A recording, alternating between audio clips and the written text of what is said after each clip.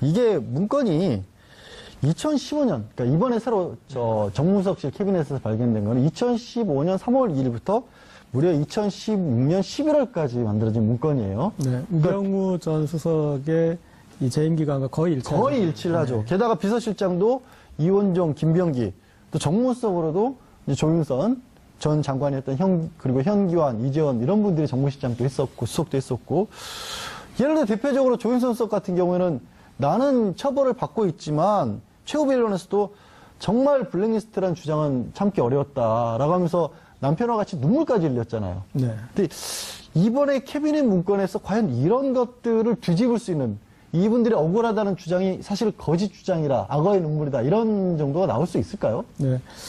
지금 이제 일부 문건에 대해서 홍남기 전 국무조정실장 그리고 당시 기획비서관, 정책조정수석비서관의 기획비서관이 그 사람이 이제 회의 자료를 본인이 기록하고 정리하느라고 이렇게 있었던 자료가 일부 같이 있는 것 같다라고 지금 얘기한 상황이지 않습니까? 그러니까 제가 봤을 때는 이 회의 기록 자체는 청와대에서 쓰임새 때문에 남겨둘 필요가 있었던 것 같습니다. 물론 이제 끝에는 파쇄해야 되는 게 맞지만 당시에는 이전 회의에서는 어디까지 얘기가 됐고 이전에는 어떤 식으로 됐고 그런 것들을 누군가는 정리를 해야지 그 역할을 하는 게 제 생각엔 이 기획비서관의 역할이고 그래서 일단 마지막 회의까지 그게 필요가 했기 때문에 거기 있었던 건 같습니다. 그래서 그리고 지금 이제 문서의 형태가 공문의 형태가 된다면 지금까지 안종범 전 수석의 업무수첩이나 김영한 전 수석의 업무수첩 그리고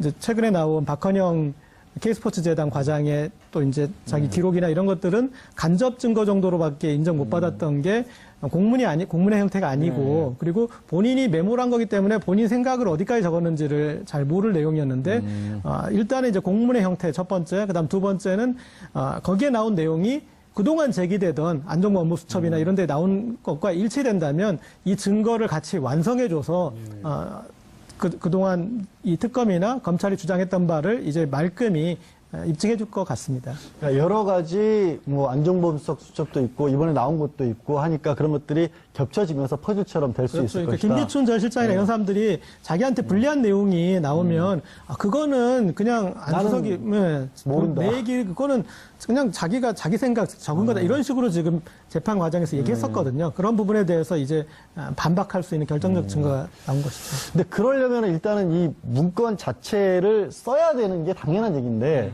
최현일 평론가님, 네. 먼저 이게 제가 최현일 평론가님은 법 전문가가 아니니까 그렇죠. 일반인의 관점에서 어떻게 생각하는지 한번 여쭤보고 그거를 조대주 변호사님이 좀 해설을 좀 해주세요. 네네. 근데 이게 왜 제가 여쭤보냐면 청와대에서 이번에 발견된 거는 이게 단순 메모가 아니라 말씀하신 것처럼 공식 문건 형태이기 때문에 대통령 기록물일지도 모르기 때문에 함부로 네. 공개를 못한다고 했고 그렇죠. 정우택 원내대표는 이런 문건 공개 자체가 잘못된 것처럼 이게 정치적이다. 검찰에 고발을 하겠다. 청와대의 문건 공개를. 왜 이런 걸 생중계를 하냐. 네. 이런 식으로 나오고 있단 말이에요. 이거를 그럼 우리가 봐야 된다고 생각했어요? 못 본다고 생각했어요? 뭐 법적인 거는 조 변호사님이 설명을 해주실 거지만 그래서 일반인의 관점에서. 일반 국민의 관점에서 저는 그냥 일반인은 아니고요. 네. 추리 소설을 많이 읽어서 머리가 좋은 일반인으로 해주세요. 아니, 네. 추리소설 안 읽으신 분들도 머리 좋아요? 좀 이상한 또. 헤어스타일은 좋으세요? 네, 감사합니다. 그래서 이게 이 국민들이 알 권리가 당연히 있다. 하지만 이 절차적인 검토는 필요하다. 그래서 전 청와대가 검찰로 넘겼다. 좋습니다. 왜냐하면 이 지난 정부가 정상적인 정부였으면 법적 검토를 먼저 하는 게 옳은데 저는 검찰이 한번 이걸 스크리닝하고 이 정도는 공개해도 좋다. 이거는 좀 이제 이 대통령 지정 기록물에 준하는 것이네요. 사실 대통령이 이걸 직접 지정한 바가 없어요. 대통령이 그 자리에 없었어요, 사실은. 그리고 권한대행이 지정을 대신했어요. 이것도 법적인 논란은 있는 거예요. 하지만 해버렸으니까 그냥 기록관으로 넘어갔다 할 수 없다 치고 정이 필요하면 이게 고등법원에 영장을 받든가 국회에서 의결을 하든가 해서 열어볼 수 있는 거 아닙니까? 그런데 이거 흘리고 간 거잖아요. 그러니까 제가 보기엔 이것은 범죄의 흔적일 가능성이 매우 높으나 청와대가 공개하면 청와대가 정치적 빌미를 제공해서 정치적 공세의 대상이 됩니다. 지금 이 정도만 해도 이미 야당들은 공격을 하고 있잖아요. 그런데 저는 이번 청와대는 지난번에 불통 청와대와 다르게 친절한 청와대다. 소통 청와대다. 이 정도 브리핑도 안 했으면 언론이 때로 달려들어서 무슨 자료가 어느 정도 분량이 어떻게 나왔는데 어디로 왜 넘긴 겁니까를 집요하게 문들하고 비생산적인 시간을 더 보냈을 거예요. 이 정도 공표 딱 좋다. 제가 보기에는 과한 이야기도 아닙니다. 이런 정도 내용은 공개할 수 있지만 목록만 이렇습니다. 하지만 거기에 이제 청와대가 몇 가지 팁을 달았어요. 뭐라고 지난번 거보다 더 세다. 적법하지 않은 지시사항이 들어있다. 네, 그 얘기는 조금만 예, 있다. 현 청와대라면 이렇게 하지 않았을 것 이런 얘기들 했어요. 그 얘기는 조금만 있다. 그러니까 그게 이제 뭔가 청와대가 줄 수 있는 최소한의 힌트였다고 보고 저는 검찰에서 이것을 검토해야 되는데 예를 들면 이런 거예요. 지금 청와대가 이 쥐구 흔들었다는 표현도 야당이 썼습니다. 이거 옛날에 홍준표 대표가 쥐구 흔든 적이 있거든요. BBK 관련 문건이라든가 김경준 씨 등등에 대한 것들 본인들이 많이 과거에 했던 거예요. 근데 이번에 청와대는 쥐고 흔들진 않고 이렇게 보여주긴 했죠. 한 가지 메모를. 그런데 그 안에 삼성 아그레망 이렇게 써 있다고 치자고요. 우리가 봐도 뭔지 모르잖아요. 근데 지난번 특검에서는 안종범 수첩의 단 2단어의 조합, 삼성과 아그레망을 가지고 이 당시에 미얀마죠? 대사. 유재경 씨를 이제 기업인 출신인데, 삼성 출신인데 대사로 임명한 과정을 밝혀내서 최순실과의 커넥션을 밝히는 고리로 이제 드러내지 않습니까? 그러니까 지금 문건들은 제가 보기엔 1차적으로 수사가 필요하고 관련자들을 하나씩 세부적으로 적시해서 소환 조사가 필요한 정도이다. 그럼 이게 지금 오늘 나온 게 1361개 문건. 지난번 1차로 이제 민정수석실에서 나온 게 300종, 300건. 그럼 4배가 넘는 건수예요. 이걸 조사하려면 저는 몇 년 걸릴 거라고 보는데 1차적으로는 핵심적인 내용들을 분류한 후에 여기에 대한 검찰 조사가 있고 나서 발표가 되는 절차가 옳다. 그래서 저는 이 일반 국민의 일원으로서 청와대는 매우 잘하고 있다. 적절하다. 이 정도까지 네. 힌트를 주는 정도, 그러니까 청와대에 내 그 발견된 거에 어떤 것들이 있는 정도입니다. 라만 알려주는 거까지는 괜찮다. 네. 근데 조 변호사님, 이제 제가 여쭤본다 그랬잖아요. 예, 예. 이게 어떤 얘기까지 나오고 있냐면, 그게 뭐 일부 야권에서는 아니, 이게 대통령 기록물 아니냐. 대통령 기록물이고 그 내용 중에는 뭐 지정 기록물이라서 공개가 안 되는 내용물이 들어갈 수도 있는데, 그거를 뭐 기록관으로 바로 옮기지도 않고, 어쨌든 청와대에서 검찰로 이렇게 줘버린 거 아니냐. 이거부터가 잘못된 거 아니냐. 그러려면은 심지어 어떤 얘기를 하냐면, 전임 대통령이 이거를 보고 결재를 해야 되는 거다. 이런 얘기까지 하고 있거든요. 그러니까 구치소에 계신 분한테 문건을 다 보내서 허락을 받았어야 된다는 얘기인지 모르겠는데 그렇게 얘기를 하고 있어요. 그 대통령 기록물이라는 게 꼭 그렇게 해야 되는 거예요? 일단 관련돼서 지금 아까 박수현 대변인은 그렇게 얘기를 했습니다. 설명을 할 때 이게 비밀 표시가 없으니까 대통령 기록물이 아닐 거다라고 설명을 했는데 사실상 이거는 조금 수정해야 되는 말이긴 합니다. 왜냐하면 이제 기록물인 건 맞는데 비밀 기록물이 아니다 이렇게 평가하는 게 맞을 것 같고요. 근데 다만 이제 대통령 기록물이라고 하더라도 일단은 이게 공개가 원칙이기 때문에 관련돼서 비밀 기록물로 지정이 돼 있지 않으면 대통령 기록물도 공개는 할 수가 있습니다. 그러니까 이게 대통령 기록물의 성격을 갖고 있다고 하더라도 이게 공개한 것만으로 당연히 이게 위법하다고 볼 수는 없을 부분 같고요. 그리고 아까 말씀 주신 대로 자유한국당이 그렇게 맹공을 퍼붓고 있지 않습니까? 이게 뭐 정치적인 목적을 가지고 있다라고 얘기를 하고 있는데 대부분의 국민은 이렇게 생각을 안 할 겁니다. 왜냐하면 이게 예를 들면 그 청와대가 관련돼서 지금 재판들을 정말로 그 영향을 미칠 그 목적으로 조작됐거나 뭐 이런 부분이면 당연히 문제가 되겠죠. 근데 그런 게 아니라 본인들이 만들었던 문건인데 그 문건이 재판에 영향을 미칠 만한 객관적 사실들이 담겨 있는 내용이거든요. 그러니까 사실상 재판이 끝난 뒤에도 관련된 중요한 증거가 발생되면 다시 재판을 한 재심 제도도 있습니다. 그런데 이게 지금 재판이 진행되는 도중에 이제 시작인데? 실체적 진실을 발견을 하기 위해서 그걸 검찰에 제공한 게 위법이고 정치적인 문제가 있다. 이거 자체는 관련돼서 그 본인 그 각 당의 법률팀에서 조금 이렇게 교육을 받으시고 하는 게 낫지 않을까 생각이 듭니다. 그러니까 각 당의 교육을 조 변호사님이 직접 한번 출장 가기 같은 거 다니시면 어때요? 저는 뭐 별로 응하고 싶지 않습니다. 그러니까 이런 얘기가 나온 게 고 기자님. 네.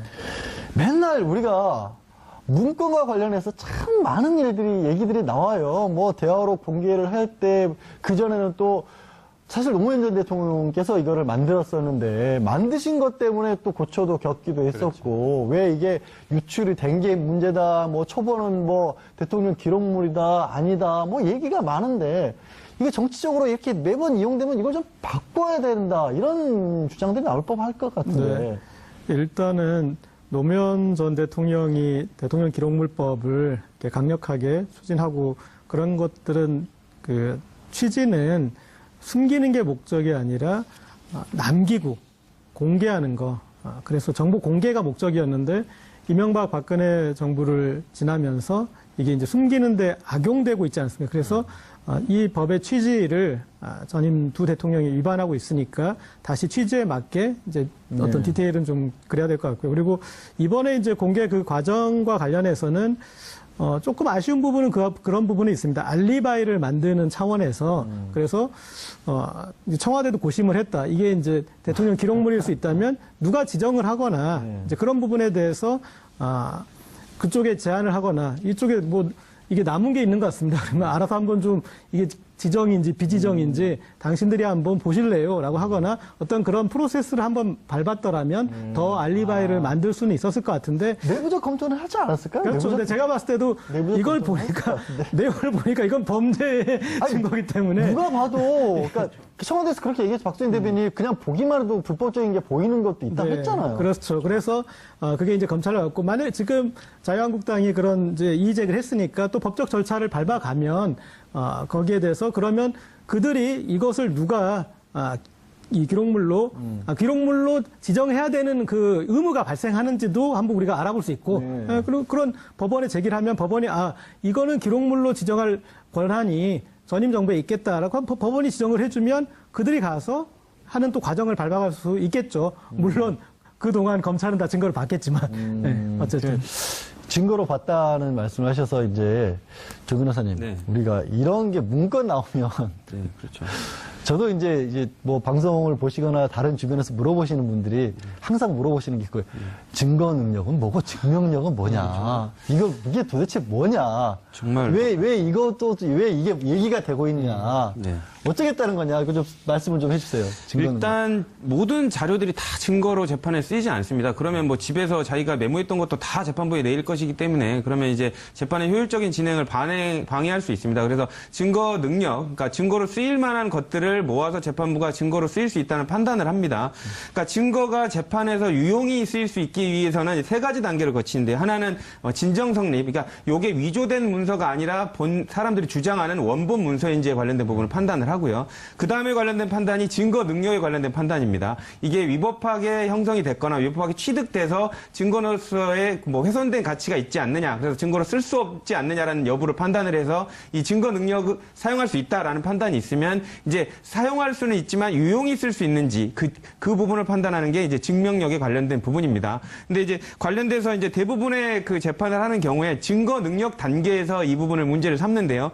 증거 능력이 그 문제가 있다라는 증거를 관련된 취득하는 데 있어서 증거 능력이 위법하다는 걸 증명해버리면 그게 아무리 중요한 자료라고 하더라도 관련된 재판에 사용할 수가 없기 때문에 위법한 증거가 돼버리는 거죠. 그래서 아마 지금 뭐 정문수석실에서 발견된 문건이라든지 이런 부분을 증거로 쓰면 안 된다는 주장을 하는 것도 이런 증거 능력을 날려버리면 아무리 그 내용에 무슨 내용이 담겨 있다고 하더라도 증거로 못 쓰는 효과를 누릴 수 있기 때문인 것 같습니다. 그러면 우리 이제 네. 추리 소설을 많이 보셔서 본인 스스로 똑똑하다고 강변을 하고 아마 계신 제 얘기를 들어보시면 깜짝 놀라실 거예요. 그러니까 깜짝 놀랄지 한번 얘기를 들어볼게요. 네. 그러면 지금 조 변호사님이 설명을 두 개 나눠준 거잖아요. 네네. 과연 이걸 법정에서 증거로 쓸 수 있을 것이냐, 네. 그다음에 내용이 얼마나 믿을 것이냐 두 개가 그렇죠. 나눠지는 거다. 그렇죠. 이번에 발견된 문건에 대해서 깜짝 놀라게 설명을 좀 해주시죠. 자, 이번에 발견된 두 덩어리의 문건, 처음에 300종, 그다음에 1361종, 앞으로 더 나올 가능성도 있습니다. 의인이 등장할 거냐 말 거냐. 이게 굉장히 개봉박두, 두두두둥 이런 분위기인데 이게 저 하나도 놀랍지가 않아요. 안 놀라워요? 그러니까 청와대 입장에서는 자, 청와대에 탄핵된, 파면된 대통령이 물러나고 조기 대선을 거쳐서 당선이 돼서 즉시 취임합니다. 인수위가 없잖아요. 두 달의 인수위 없이 그냥 바로 5월 10일에 취임해서 청와대 갔는데 이 대통령과 영부인 내외가 주무실 수 있는 관저 준비도 안 돼 있어서 며칠 또 기다리지 않습니까? 그렇죠. 주말에 들어가요. 자, 이 접수한 청와대 안에 버리고 간 뭉치를 열어보니 놀라운 증거였다. 이건 제가 보기엔 똑같은 얘기예요. 지난해 10월 말에 태블릿 PC 어디서 나왔어요? 버린 거 주웠어요. 경비원 아저씨가 이거 버리고 간 건데 기자 양반 이거 뭔지 갖다 쓰시오 했는데 열어봤더니 어마어마한 자료가 쏟아져 나왔죠. 그 예를 들면 정호성 비서관 집에서 도망가 있는데 압수수색했더니 휴대폰이 6개 나왔어요. 열어보니까 어마어마한 녹취가 쏟아져 나왔죠. 지난 정권 사람들은 다 버리고 다녀요. 흐리고 다니고. 놀라운 패턴이 아니에요. 뭐가 많았나 최순실이 굉장히 법정에서 똑똑한 척하고 이제 어제 보니까 정유라는 아직도 내 딸이다. 그걸 누가 모릅니까? 그런 이야기를 하고 있는데 지금 정작 중요한 태블릿 PC는 본인이 버려놓고 그거 내 거 아니다. 조작된 거다. 이것도 지금 제1야당 얘기를 들어보세요. 지금 기획서를 제기하고 있는 거예요. 사실은 전임 정부에서 놓고 갔을 가능성이 99.9%인데 이것을 어쨌든 국민들이 직접 본 건 아니지 않습니까? 발표를 들은 거지 않습니까? 그러니까 0.0001%의 가능성이 기대서 이거 기획된 것 같다, 수상하다. 심지어 제가 들은 것은요, 이제 좀 보수적인 이 야권 인사가 자, 왜 하필 지금 송중기와 송혜교는 결혼해야 하는가? 이것이 문재인 정부의 뭔가 문제를 덮기 위한 국면 전환 아닌가. 옛날에 많이 듣던 얘기예요. MB 정부 때. 지금 그게 깜짝 놀랄 얘기예요, 지금 그게. 아니, 제 얘기는요. 태블릿 PC의 버린 증거가 놀라운, 지금 아까 얘기한 증거 능력과 증거력을 가진 있다면 스모킹건으로 등장한 것과 똑같은 양상이 이 문건도 그동안 이 밀폐돼 있었던 청와대 내에서 발견된 것이 무엇이 왜 그리 놀라운가. 버리고 다니는 정권. 그러니까 아주 중요한 것들을 흘리고 다니는 정권. 혹시 제대로 청와대 쓰레기통도 좀 정보 뒤져봐야 되는 거 통제가 안 아닐까요? 되는 정권. 근데 이제 그거는 매일 비우지 않습니까? 아니, 환경미화 하는 저거 있잖아요. 뭐 직원들이. 재활용할 거 쌓아놨거나 연못 같은데 혹시 물 파보고 이래야 될 거 아닐까요? 좀 바보 같아요. 그러니까 지금 이 도둑 맞은 편지, 에드가 알렌포 눈에 잘 띄는 곳에 그냥 있다. 저기요. 그러니까 이게 꼭 이 초보 형사들이 연못 같은 거 파는 거예요. 네. 물 퍼내고. 지금 여기저기 널려 있을 거예요. 앞으로 제가 보기엔 한 2,000건 정도 수집되지 앞으로 않겠는가 2,000건 정도? 예언을 해봅니다. 연못은 필요 없다? 네. 야권에서 요거를 방어하는 방법이 두 가지가 있습니다. 하나는 아예 그건 뭐 봤는데 나왔더라도 쓸데없는 내용이고 의미 없는 내용이다라고 주장하는 방법이 있고, 하나는 내용은 나는 모르겠고 어쨌든 그거 위법하게 취득한 거야라고 주장을 해야 됩니다. 근데 두 번째 방법 같은 경우에는 본인이 봐도 내용이 일리가 있는데 요거를 개별적으로 따질 경우에는 본인한테 불리할 게 예상이 되니까 취득 방법 자체로 증거 능력을 날려버리는 거거든요. 그렇기 못쓸 때문에 거다, 아예. 그러니까 이건 훼손된 거야라고 주장을 해야 되는데, 지금 자유한국당 본인들이 뽑아놓은 대통령이 탄핵된 상황에서 증거들이 나오는 건 본인들한테 불리할 것이거든요. 그렇기 때문에 요 덩어리는 어쨌든 내용은 모르겠고 불법적인 거다라고 이 취득 방법 자체가 어쨌든 공개한 것이라든지 이런 부분 기록물로 지정돼야 되는데 공개한 거, 이런 부분을 위법적인 걸로 이렇게 계속 이렇게 주장을 하는 것 같습니다. 근데 그러려면 고 기자님, 이게 위법적인 걸로 주장을 하고 싶다고 하는데 지금 홍남기 국무조정 실장이 내가 기획비서관 할 때 다 내가 쓴 거다 이렇게 말을 해버렸잖아요. 그렇죠. 예. 그거를 어떻게 이제 그 상황을 좀 설명해 주세요. 그때 지금 이제 1361건 중에서 200건 넘게는 그런 문건이라는 거 아니에요? 네. 그래서 지금 이제 작성자가 밝혀졌기 때문에 일단 홍준표 대표가 이 증거 능력 없을 거다라고 하면서 했던 얘기가 이건 누가 작성했는지도 모르고 였는데 전데요? 라고 지금 당시에 기획비서관이었던 분이 얘기를 했기 때문에 이제 이 문건 자체의 어떤 신뢰성에 그런 부분들이 이제 명확히 밝혀진 것 같고, 그리고 일반 국민들 시선으로 처음부터 보자면 그런 것 같습니다. 첫 번째는 야, 이거 잘 숨겼어야지. 첫 번째. 네. 그다음 두 번째는 상식적으로 봐서 그럼 그렇게 중요한 거였으면은 관리를 해서 지정이든 비지정이든 하고 가는 거, 이건 그냥 유실물인 거고, 유실물. 그래서 남은 것들을 버려야 되는 것 중에, 그러니까 남기고 간 것, 그런 버려야 되는 것 중에 봤더니 불법의 증거가 돼서 그냥 그렇게밖에 일반 국민들은 안 봐주실 것 같아요. 그리고 지금 야당이 가장 불리한 점은 제가 봤을 때 내용을 모른다라는 것. 그렇죠. 그게 가장 큰 단점인 것 같아요. 그래서 이제 앞으로 남은 내용이 밝혀지는 내용밖에 그 과정밖에 없는 거거든요. 그러면 지금 지금은 야당이 그나마 입구에이니까 이건 불법적인 어떤 증거기 때문에 증거 능력이 없어 이런 얘기를 할 수 있지. 거기서 이제 내용 하나하나들이 밝혀지면 이제는 쟁점들이지 않았습니까? 그 쟁점에 그동안 점으로 이어졌던 것을 선으로 이어버리는 거기 때문에 제가 봤을 때 이 지금 내용들은 어떤 우리가 역사로 보면 사초 정도의 그래서 그 정도의 기능을 하는 그런 문건들일 텐데 그게 선으로 연결되고 그리고 그동안에 메모로 있던 그런 내용들이 어떤 정리된 문장으로 있고 그러면 거기서부터는 이제 또 게임이 완전 좀 달라지지 않을까 싶습니다. 국면 전환이 이루어질 네. 것이다. 이걸 통해서 어차피 다행히 그나마 이거 아직까지는 뭐 지금 홍남기 시장이 얘기한 거 말고는 다른 건 모르지만 나머지도 비슷한 게 들어있을 가능성이 훨씬 많다는 거 아니에요? 궁금하잖아요. 그렇죠. 그리고 모두 다 당사자들이 있는 건들입니다. 블랙리스트 당사자들이 있고 세월호 당사자들이 있고 거기에 한자 한자에 그분들은 목숨을 뭐 좀 그런 표현이 그렇지만 정말 그 중요한 공식 문건에 도대체 어떻게 돼 그렇죠. 있는지 사실은 그러면 야권에서는 공개하지 말라고 할 게 아니라 빨리 공개를 해서 우리도 좀 알게 해달라고 주장해야 되는 그런 상황이 아닌가 싶기도 한데. 차라리 우리가 그런 얘기 하지 않습니까?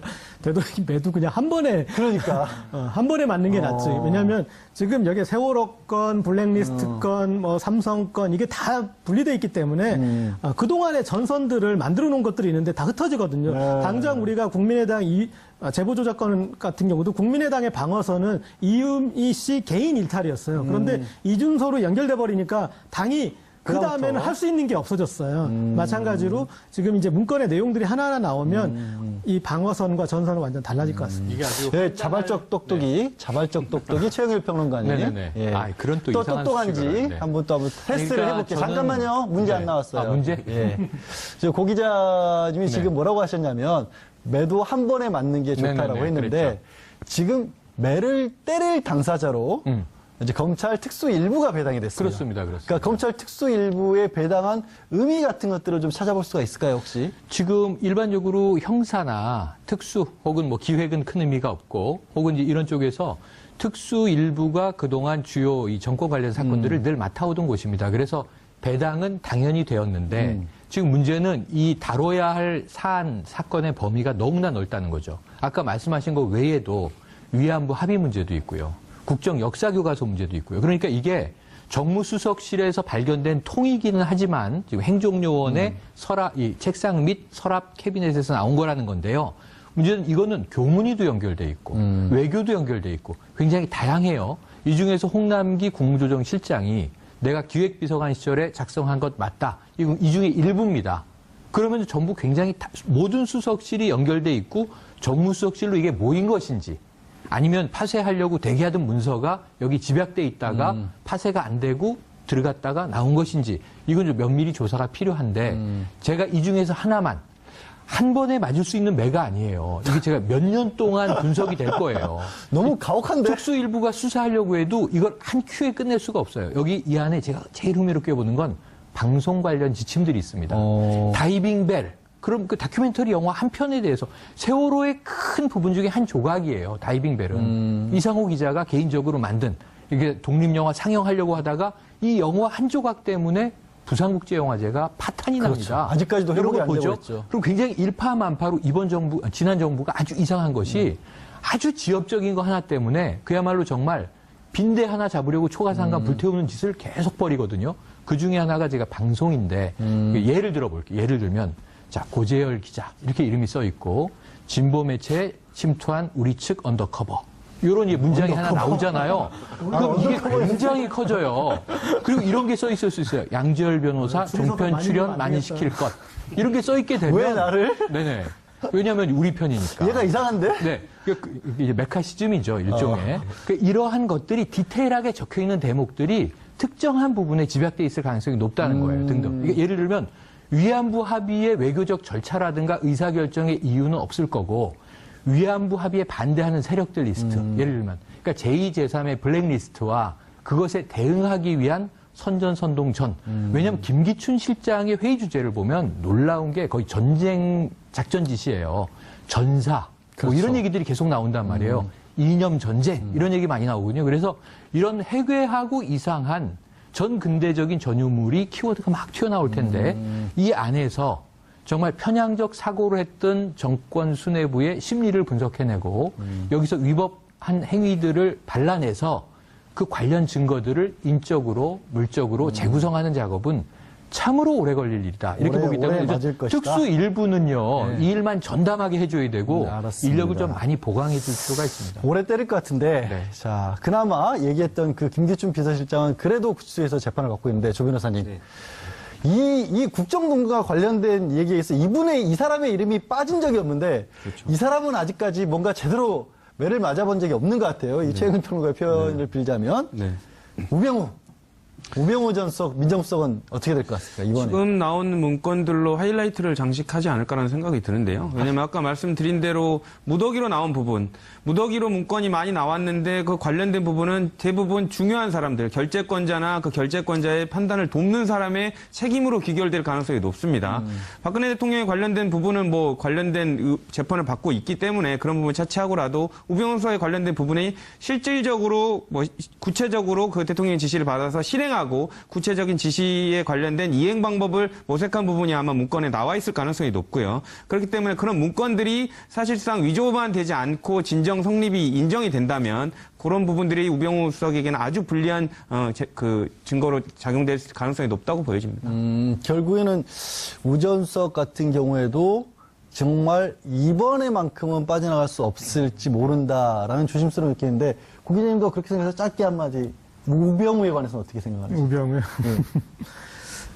저는 그동안 이제 박근혜 최순실 국정농단의 그 범죄가 어떻게 기획되고 어떻게 그러니까 실행 단계는 지금 많이 밝혀졌는데 기획 단계가 밝혀지지 않았습니까? 네. 그런데 기획 단계가 이제 잘 밝혀질 것 같습니다. 아, 여기에 나오는 이분에 의한 기획 단계가 밝혀질까? 우리 똑똑이 최영일 평론가도 짧게 말씀드리면요. 우병우가 어떻게 될 것인가? 우병우 전 수석은 이제 헤어날 수 없는 수렁에 빠져들었다. 이번 문건이 이제 터져 나오면서 플러스 전 우병우에서 끝나지 않습니다. 시야를 좀 크게 가지시면 일전에 MB 시절 2011년에 그 SNS 선거 영향력 진단 및 고려사항 국정원에서 만들어서 김효재 정무수석에 보고했던 거 행정관이 715개 문건 들고 나왔거든요. MB 정부 말에. 이거하고 어제 JTBC 보도까지 엮어서 이번 문서를 다 보시면 황교안 권한대행 초기 법무부 장관 피해가기 어려워 보입니다. 우병우와 묶음이죠. 마지막에 본인이 실제로 똑똑할 수도 있다라는 약간의 증거 힌트를 주면서 힌트를. 어떻게 될지는 두고 보겠습니다. 다음 주에 계속. 예, 다음 주에 계속.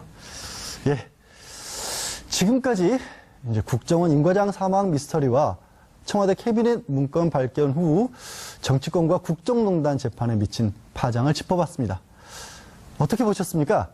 사실 판단은 시청자 여러분 그리고 현명한 시민의 몫이겠죠. 현명한 시민을 위한 시사 토크쇼 정봉주의 품격시대, 오늘은 여기서 마치겠습니다. 그런 게 아니라 본인들이 만들었던 문건인데 그 문건이 재판에 영향을 미칠 만한 객관적 사실들이 담겨 있는 내용이거든요. 그러니까 사실상 재판이 끝난 뒤에도 관련된 중요한 증거가 발생되면 다시 재판을 한 재심 제도도 있습니다. 그런데 이게 지금 재판이 진행되는 도중에 이제 시작인데? 실체적 진실을 발견을 하기 위해서 그걸 검찰에 제공한 게 위법이고 정치적인 문제가 있다? 이거 자체는 관련돼서 그 본인 그 각 당의 법률팀에서 조금 이렇게 교육을 받으시고 하는 게 낫지 않을까 생각이 듭니다. 그러니까 예, 각 당의 교육을 조 변호사님이 직접 한번 저기 출장 가기 같은 거 다니시면 어때요? 저는 뭐 별로 응하고 싶지 않습니다. 그러니까 이런 얘기가 나온 게 고 기자님. 네. 맨날 우리가 문건과 관련해서 참 많은 얘기들이 나와요. 뭐 대화록 공개를 할 때 그전에는 또 사실 노무현 전 대통령께서 이거를 만들었었는데 만드신 것 때문에 또 고초도 겪기도 했었고 왜 이게 유출이 된 게 문제다, 뭐 초본은 뭐 대통령 기록물이다, 아니다, 뭐 얘기가 많은데 이게 정치적으로 이렇게 매번 이용되면 이걸 좀 바꿔야 된다, 이런 주장들이 나올 법할 것 같은데.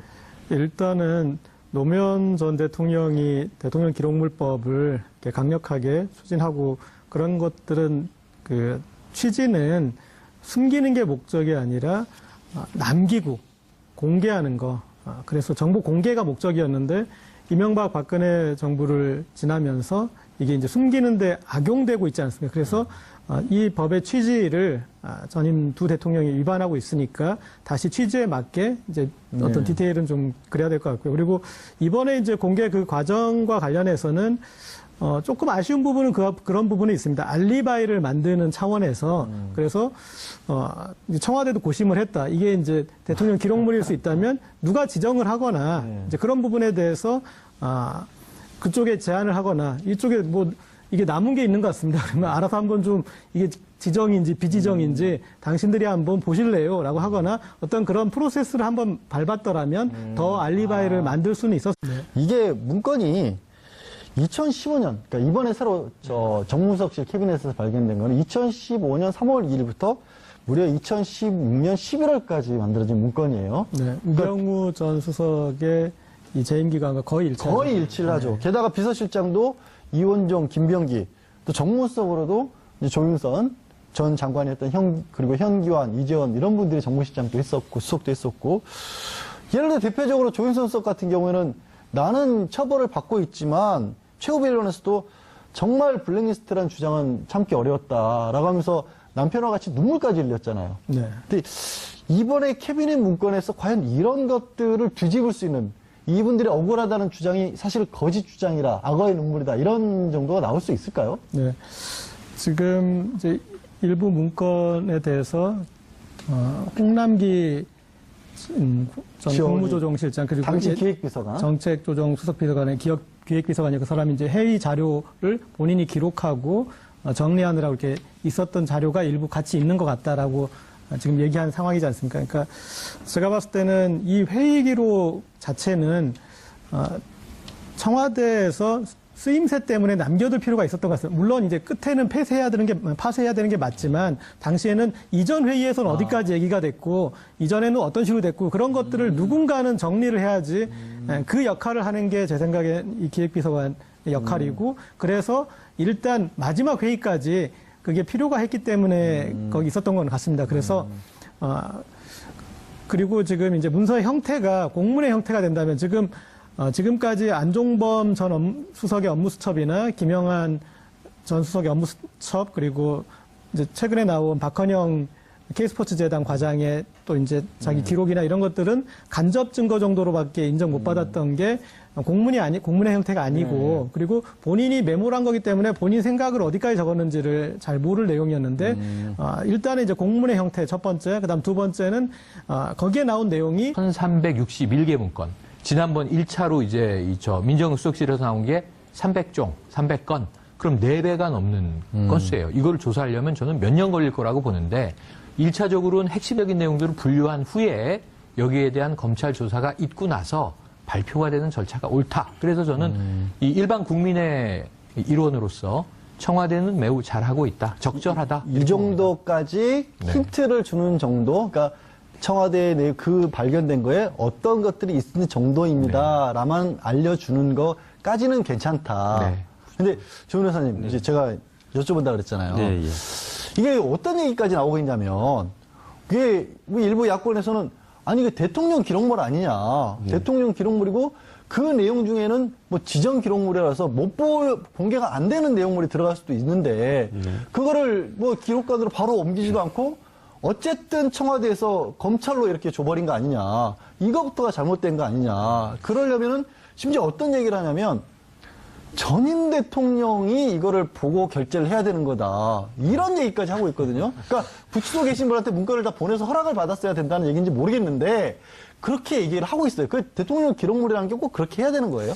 일단 관련돼서 지금 아까 박수현 대변인은 그렇게 얘기를 했습니다. 설명을 할 때 이게 비밀 표시가 없으니까 대통령 기록물이 아닐 거다라고 설명을 했는데 사실상 이거는 조금 수정해야 되는 말이긴 합니다. 왜냐하면 이제 기록물인 건 맞는데 비밀 기록물이 아니다 이렇게 평가하는 게 맞을 것 같고요. 근데 다만 이제 대통령 기록물이라고 하더라도 일단은 이게 공개가 원칙이기 때문에 관련돼서 비밀 기록물로 지정이 돼 있지 않으면 대통령 기록물도 공개는 할 수가 있습니다. 그러니까 그런 이게 대통령 기록물의 성격을 갖고 있다고 하더라도 이게 공개한 것만으로 당연히 이게 위법하다고 볼 수는 없을 부분 같고요.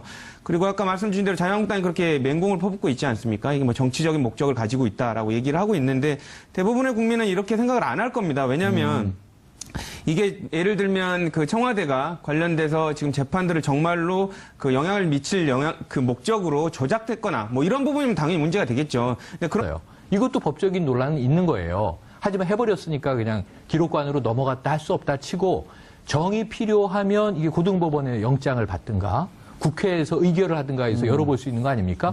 그런데 이거 흘리고 간 거잖아요. 그러니까 제가 보기엔 이것은 범죄의 흔적일 가능성이 매우 높으나 청와대가 공개하면 청와대가 정치적 빌미에 를 제공해서 정치적 공세의 대상이 됩니다. 지금 이 정도만 해도 이미 야당들은 공격을 하고 있잖아요. 그런데 저는 이번 청와대는 지난번에 불통 청와대와 다르게 친절한 청와대다. 소통 청와대다. 이 정도 브리핑도 안 했으면 언론이 때로 달려들어서 무슨 자료가 어느 정도 분량이 어떻게 나왔는데 어디로 왜 넘긴 겁니까를 집요하게 문들하고 비생산적인 시간을 더 보냈을 거예요. 이 정도 공표 딱 좋다. 제가 보기에는 과한 이야기도 아닙니다. 이런 정도 내용은 공개할 수 있지만 목록만 이렇습니다. 하지만 거기에 이제 청와대가 몇 가지 팁을 달았어요. 뭐라고 지난번 거보다 더 세다.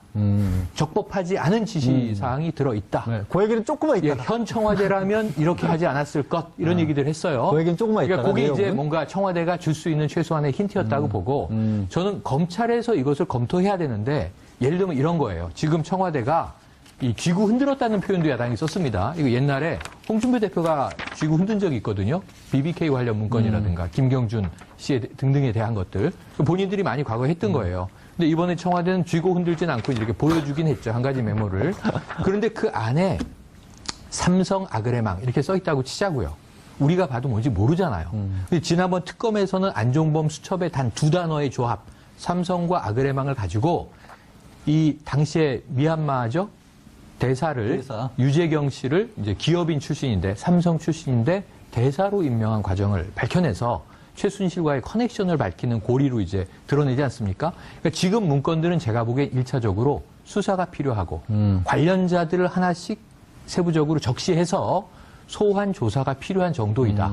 그럼 이게 지금 오늘 나온 게 그동안 제기되던 안종범 업무수첩이나 이런 데 나온 것과 일치된다면 이 증거를 같이 완성해줘서 그동안 이 특검이나 검찰이 주장했던 바를 이제 말끔히 입증해 줄 것 같습니다. 그러니까 여러 가지 안종범 수첩도 있고 이번에 나온 것도 있고 하니까 그런 것들이 겹쳐지면서 퍼즐처럼 될 수 그렇죠. 있을 그러니까 것이다. 김기춘 전 실장이나 이런 사람들이 자기한테 불리한 내용이 나오면 그거는 그냥 안주석이 모른다. 내 얘기 그거는 그냥 자기가 자기 생각 적은 거다 이런 식으로 지금 재판 과정에서 얘기했었거든요. 그런 부분에 대해서 이제 반박할 수 있는 결정적 증거가 나온 것이죠. 근데 그러려면 일단은 이 문건 자체를 써야 되는 게 당연한 얘기인데 최현일 평론가님 먼저 이게 제가 최현일 평론가님은 법 전문가가 아니니까 그렇죠. 일반인의 관점에서 어떻게 생각하는지 한번 여쭤보고 그거를 조대주 변호사님이 좀 해설을 좀 해주세요. 네네. 근데 이게 왜 제가 여쭤보냐면 청와대에서 이번에 발견된 거는 이게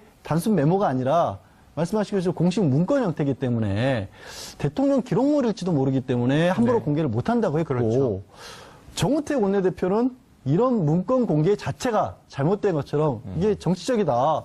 검찰에 고발을 하겠다. 청와대의 문건 공개를. 왜 이런 걸 생중계를 하냐. 이런 식으로 나오고 있단 말이에요. 이거를 그럼 우리가 봐야 된다고 생각하세요? 못 본다고 생각했어요. 뭐 법적인 거는 조 변호사님이 설명을 해주실 거지만 일반인의 관점에서. 일반 국민의 관점에서 저는 그냥 일반인은 아니고요. 네. 추리 소설을 많이 읽어서 머리가 좋은 일반인으로 해주세요. 아니, 네. 추리소설 안 읽으신 분들도 머리 좋아요?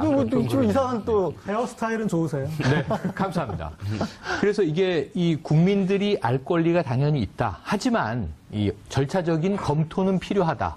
그래서 전 청와대가 검찰로 넘겼다. 좋습니다. 왜냐하면 이 지난 정부가 정상적인 정부였으면 법적 검토를 먼저 하는 게 옳은데 저는 검찰이 한번 이걸 스크리닝하고 이 정도는 공개해도 좋다. 이거는 좀 이제 이 대통령 지정 기록물에 준하는 것이네요.